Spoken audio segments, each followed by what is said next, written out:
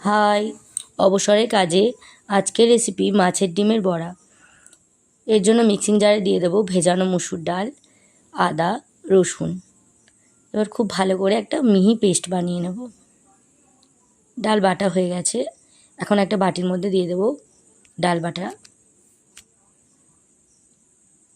এর মধ্যে দিয়ে দেবো পেঁয়াজ কুচি, কাঁচা লঙ্কা কুচি, ক্যাপসিকাম কুচি, মাছের ডিম, পরিমাণ মতো লবণ, হলুদ গুঁড়ো, লঙ্কার গুঁড়ো। এবার খুব ভালো করে মিশিয়ে নেব সব কিছুকে, যাতে একদম স্মুথভাবে সব কিছু মিশে যায় সেদিকে খেয়াল রাখতে হবে। প্রয়োজনে অল্প একটু বেকিং সোডা দিলে বড়াগুলো কিন্তু খুব সুন্দর হবে। কড়াইতে তেল গরম করে নিয়েছি, এবার দিয়ে দেব বড়াগুলোকে। হালকা এক পিঠ হয়ে গেলে উল্টে দেব।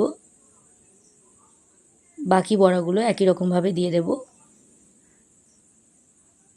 এবার দু পিঠ উল্টিয়ে লাল লাল করে ভেজে নেব। সব বড়াগুলো লাল লাল করে ভাজা হয়ে গেছে, এখন তুলে নেব। এখন একটা বাটিতে দিয়ে দেব হলুদ গুঁড়ো, লঙ্কার গুঁড়ো, অল্প একটু লবণ, টমেটো সস। ভালো করে মিশিয়ে নেব অল্প একটু জল দিয়ে।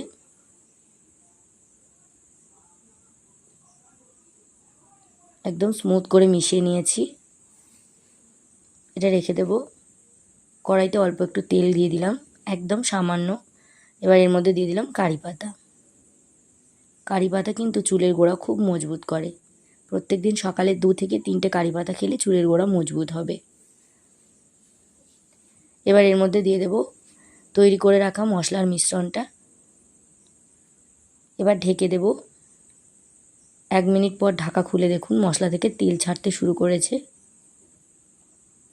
আবারও একটু নেড়ে চেড়ে দেবো মশলাটা।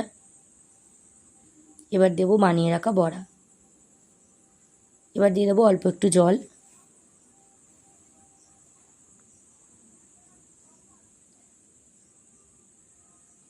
এবার একবার নেড়ে চেড়ে দেব। ঝোল ফুটতে শুরু করেছে, গ্যাসের ফ্লেমটা মিডিয়ামে দিয়ে দেব। প্রয়োজনে আরও একটু লবণ দিলাম। ঢেকে দেব। জল শুকিয়ে গেলে নামিয়ে নিলেই তৈরি মাছের ডিমের বড়া। গরম ভাতে, ঘি আলু ভাতের সঙ্গে মাছের ডিমের বড়া কিন্তু খুব জমে যাবে।